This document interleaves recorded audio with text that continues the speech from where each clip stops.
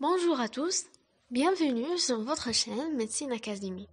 Aujourd'hui, on va faire l'anatomie du globe oculaire. Pour le plan de secours, on va voir une définition, le rôle, situation, orbite osseuse, description, dimension, topographie, les membranes du globe oculaire,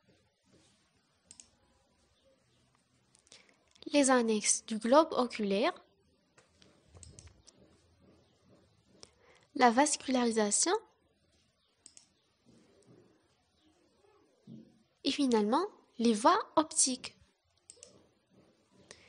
On va commencer par une définition.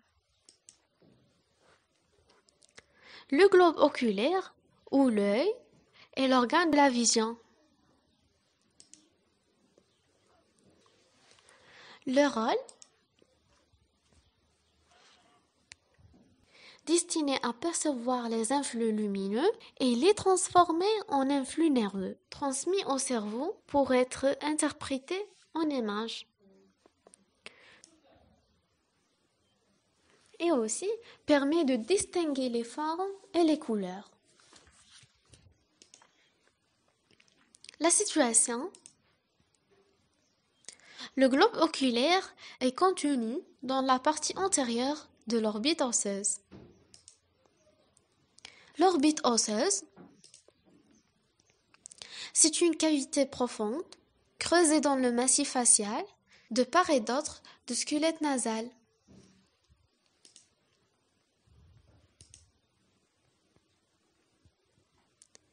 L'orbite osseuse contient le globe oculaire et ses annexes. Elle a une forme de pyramide quadrangulaire avec 4 parois, une base, un sommet. Elle présente aussi 3 orifices.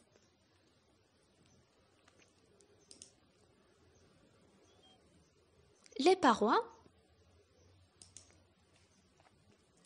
On a une paroi supérieure, voilà, ou bien la voûte, constituée de l'os frontal et l'os sphénoïde.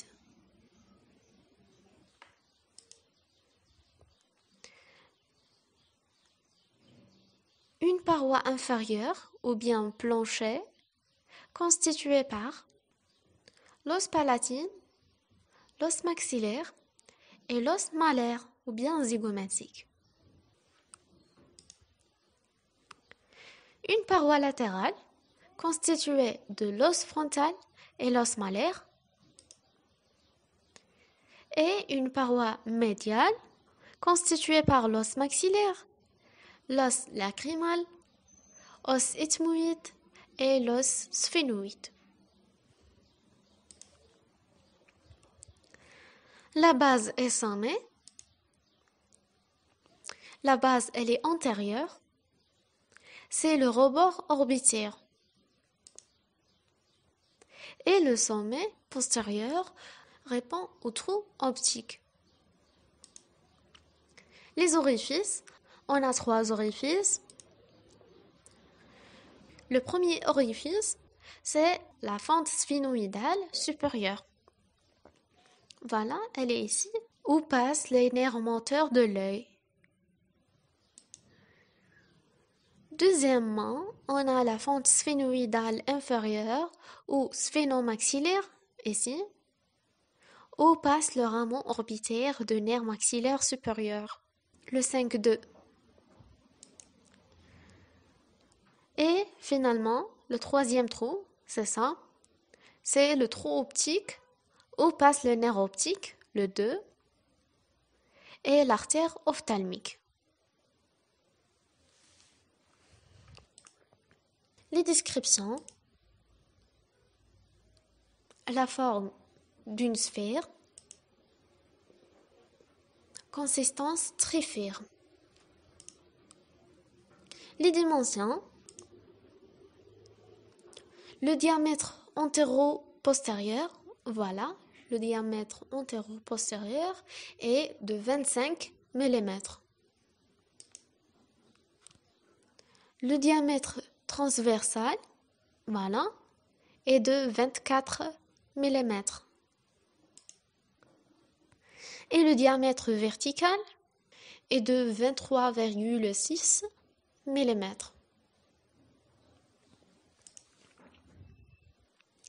Et le poids de 7 grammes.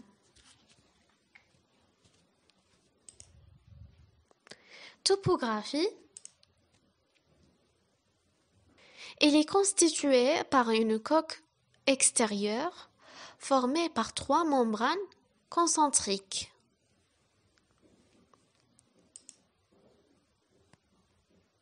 À l'intérieur de cette coque se trouvent les milieux transparents.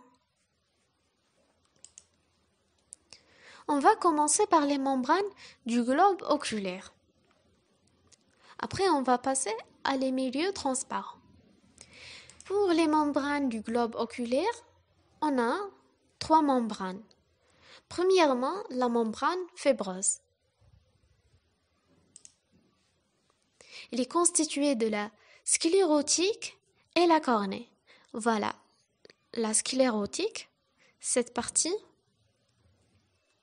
en blanc, et la cornée ici, cette région-là. Le reste, c'est de la sclérotique. La deuxième membrane, c'est la membrane vasculaire ou UV, constituée par la choroïde, cette partie ici, en bleu, le corps ciliaire, voilà, et l'iris aussi en bleu. La troisième membrane, c'est la membrane nerveuse ou la rétine, en rouge foncé. Voilà. On va étudier chacun de ces membranes. Tout d'abord, on commence par la membrane fibreuse. Premièrement, la sclérotique. C'est la plus externe et solide. Voilà, elle est là. Elle entoure les 5/6 postérieurs du globe. De couleur blanchâtre à l'extérieur, c'est le blanc de l'œil, et bleuâtre à l'intérieur. Dans l'insertion au muscle oculomoteur, voilà les insertions du muscle sur la sclérotique. Et elle se continue en avant avec la cornée au niveau de l'hème. Deuxièmement, on a la cornée, voilà. C'est une membrane transparente en dents qui couvre le devant de l'œil, le 1/6.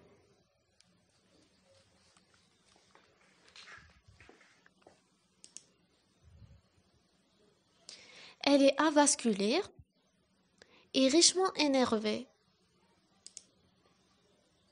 Maintenant, on va passer à la membrane vasculaire. La choroïde, voilà en bleu, tunique pigmentée, située entre la sclère et la rétine.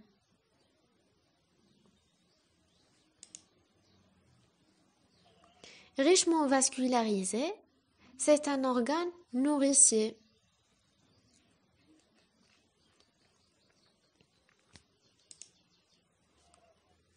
Se continue en avant par le corps ciliaire.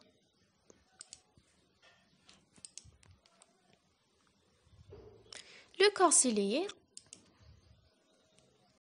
c'est un anneau saillant situé entre la choroïde en arrière et l'iris en avant.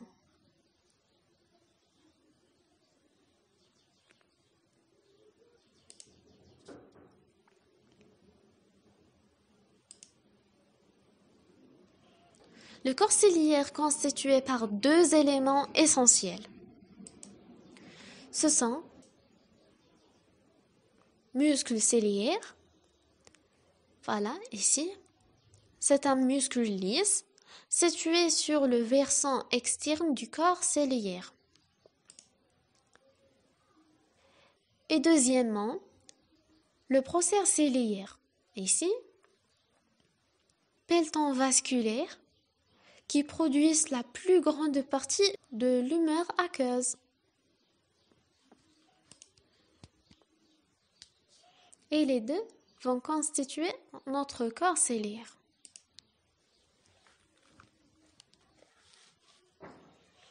Toujours dans la membrane vasculaire,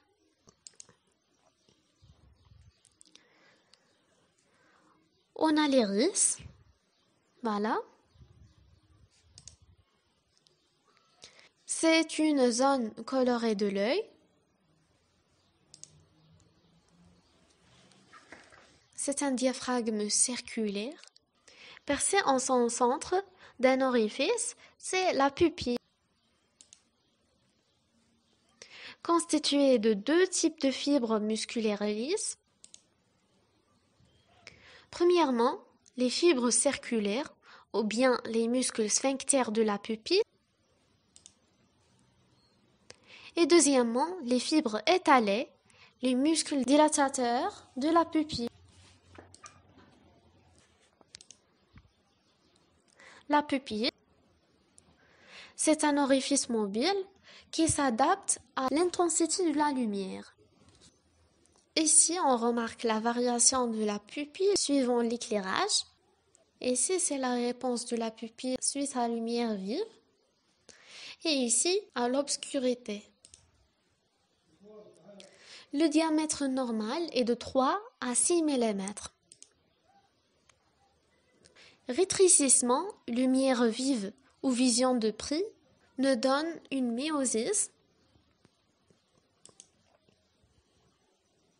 Dilatation ou bien lumière faible ou vision de loin, médriase. Et ici, dans cette représentation, c'est ça la dilatation normale. Et ici, c'est une dilatation trop élevée.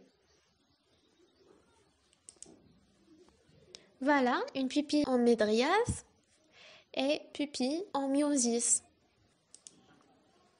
On arrive à la membrane nerveuse ou bien la rétine. La rétine, elle est ici, c'est la plus interne, tunique nerveuse profonde, comprend 10 couches cellulaires dont les cellules visuelles ou photorécepteurs occupent la deuxième couche. La rétine, les photorécepteurs, des cônes, responsables de la perception des détails, formes et couleurs, la vision du jour.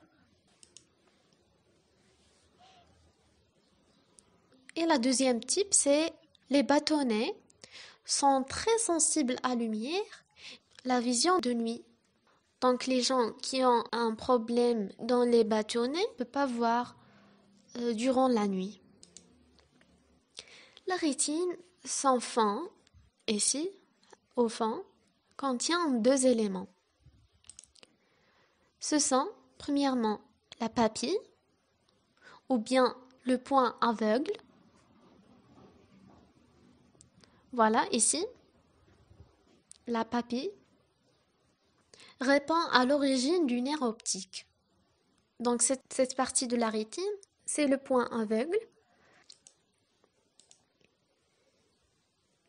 Et le deuxième élément, on a la mucula, ou bien la tache jaune. Elle est ici. C'est une fine excavation de la rétine. Tu es proche de l'axe optique. Voilà l'axe optique et elle est proche de lui. C'est le lieu de la vision la plus précise. Ne contient que des cônes. La fovea, c'est la partie centrale de la mucula. Ici. Voilà une image du fond d'un œil normal. Ici, c'est la mucula. Et voilà la papille ou bien le passage du nerf optique. On va passer à les milieux transparents. On a 3 milieux. L'humeur aqueuse, ici. On a aussi le cristallin, là. Et le corps vitré, cette partie-là.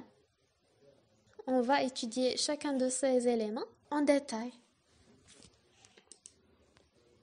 L'humeur aqueuse, elle est ici. C'est un liquide transparent, maintient la forme et la pression intraoculaire. Sécrété par les procès ciliaires. Résorbé par le sinus veineux de la sclère.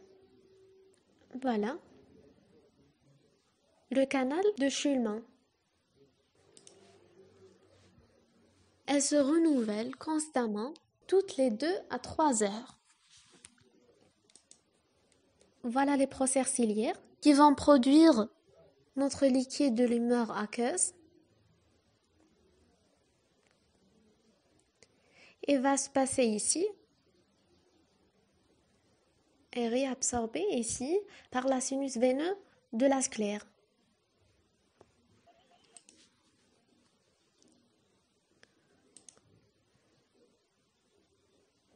Toujours dans l'humeur aqueuse, elle remplit les 2 chambres de l'œil qui communiquent entre elles par la pupille. Voilà la chambre antérieure et ici c'est la chambre postérieure. La chambre antérieure limitée par la cornée en avant et l'iris en arrière. Et l'angle irido-cornéen latéralement. La chambre postérieure, ici, limitée par l'iris en avant, le cristallin en arrière et les ligaments suspenseurs latéralement.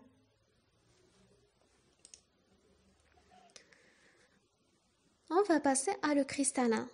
Voilà. C'est une lentille transparente, biconvexe, située en arrière de l'iris. Voilà l'iris et en arrière on a le cristallin.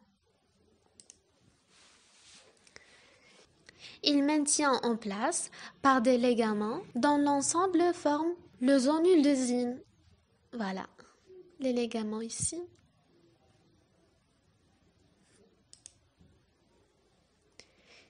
Le cristallin est élastique, c'est-à-dire peut changer le courbure grâce à son élasticité, qui s'appelle l'accommodation.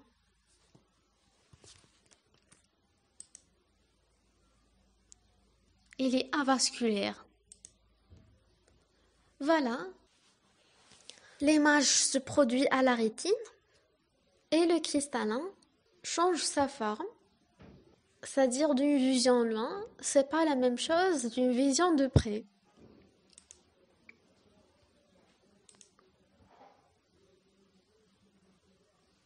Le cristallin, constitué de plusieurs couches,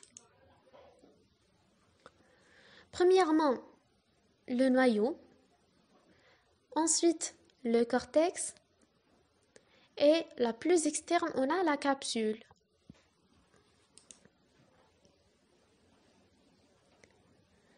Intérêt pratique, l'opacification du cristallin est appelée cataracte, qui entraîne une baisse de l'acuité visuelle jusqu'à la cécité.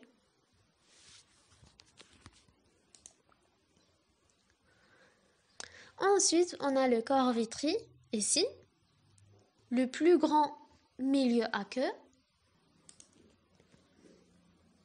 C'est une substance visqueuse et transparente. Occupe 90% du volume oculaire. Entouré par la membrane hyaloïdienne ou vitrée. Et il est en contact avec le cristallin en avant.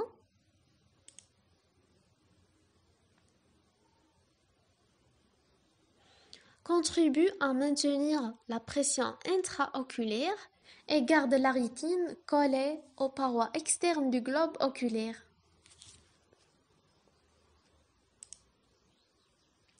Les annexes du globe oculaire sont les structures situées autour du globe oculaire. Premièrement, les paupières. Deuxièmement, les conjonctives.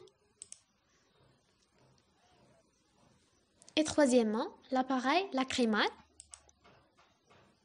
Et aussi les muscles. On va commencer par les paupières. Ce sont deux voiles cutano-musculomembraneux mobiles, séparés par la fente palpébrale, protègent le globe et étalent par leur mouvement incessant les larmes en avant de la cornée. Présente à décrire, la face antérieure elle est cutanée, la face postérieure elle est muqueuse, conjonctive, et deux extrémités internes et externes.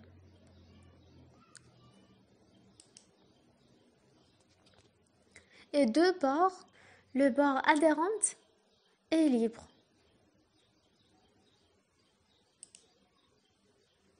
Les conjonctives, c'est une membrane muqueuse transparente tapisse qui tapisse la face postérieure des paupières, s'appelle les conjonctifs palpébrables. Et deuxièmement, une partie antérieure de la sclérotique et se continue sur la cornée dont elle est indissociable, qui s'appelle le conjonctif oculaire. Elle a un rôle de la protection contre les agressions. On a aussi l'appareil lacrymal. Ce sont les glandes lacrymales. On a deux. La glande principale, située à la partie supérolatérale de l'orbite, et une glande accessoire située au niveau de la conjonctive. Les larmes ont un rôle protecteur. Leur excédent se déverse dans le nez par les voies lacrymales. Voilà. Ici.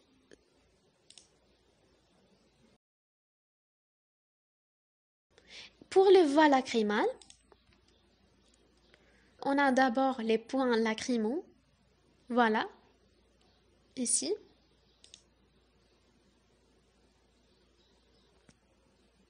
Puis les canalicule lacrymaux, 1 et 2.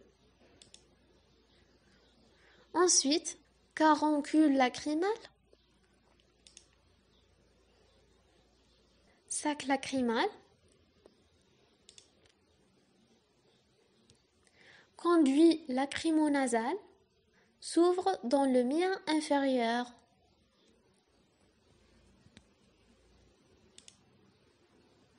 Voilà une vue antérieure de l'appareil lacrymal, la glande lacrymale, les canaux excréteurs, le canal lacrymal supérieur, point lacrymal, conduit lacrymonasal et cornée inférieure. Pour les muscles, ce sont au nombre de 7. C'est permettant la mobilisation du globe, 4 muscles droits, supérieur, inférieur, médial, latéral, et 2 muscles obliques, grands et petits. Et un seul muscle destiné à la paupière supérieure, releveur de la paupière supérieure. L'énervation du muscle, le nerf pathétique, le 4, pour le grand oblique, le nerf moteur oculaire externe, le 6, pour le droit latéral, voilà ici le droit latéral, voilà. Et le nerf moteur oculaire commun, le 3, pour le reste des muscles. Droit supérieur, inférieur, médial. Et le petit oblique. Voilà, le petit oblique, ou bien l'oblique inférieur. Les artères. La vascularisation de l'œil est assurée par l'artère ophtalmique. C'est une branche de la carotide interne.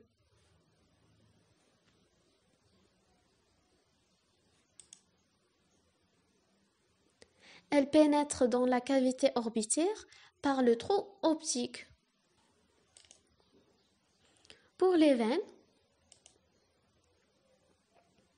on a 2 veines ophtalmiques qui se drainent dans les sinus caverneux. Et pour la lymphatique, se draine dans les nœuds parotidiens et submandibulaires. Voilà les nœuds parotides, les nœuds parotidiens et submandibulaires.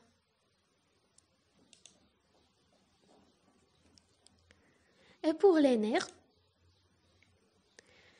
le nerf sensoriel, c'est le nerf optique, le 2. Le nerf moteur, on a le 3, le 4 et le 6, comme on avait dit. Le nerf sensitif, le nerf ophtalmique. Maintenant, on va passer à les voies optiques. Assure la transmission des influx nerveux vers les cortex visuels. Premièrement, on a les nerfs optiques. Deuxièmement, le chiasma optique, ici. Et vont vers les bandelettes optiques. Ensuite, les radiations optiques. Et finalement, le cortex visuel.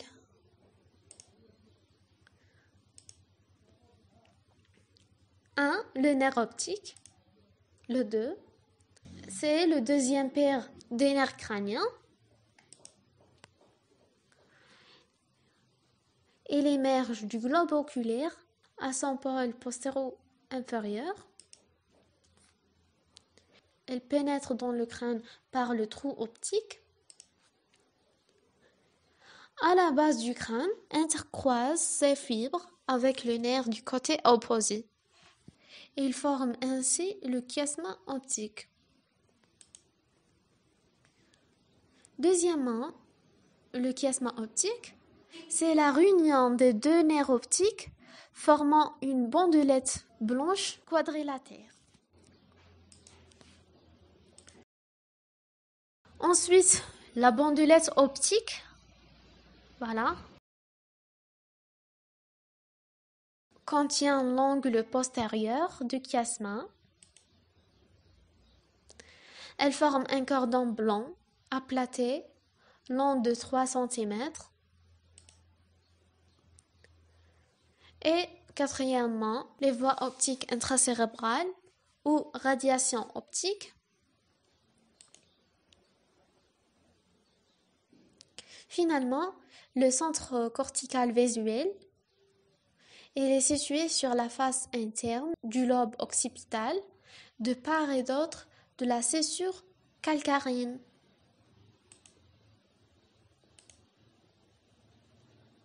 La chaîne visuelle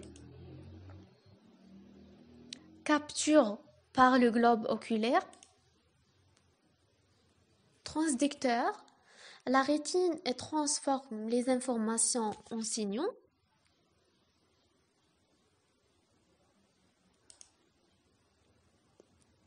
Transmission, les voies optiques et interprétation par le cortex visuel qui produit les sensations lumineuses. Et voilà, merci d'avoir regardé cette vidéo. Si vous voulez abonner à la chaîne pour avoir plus de cours, merci, à bientôt.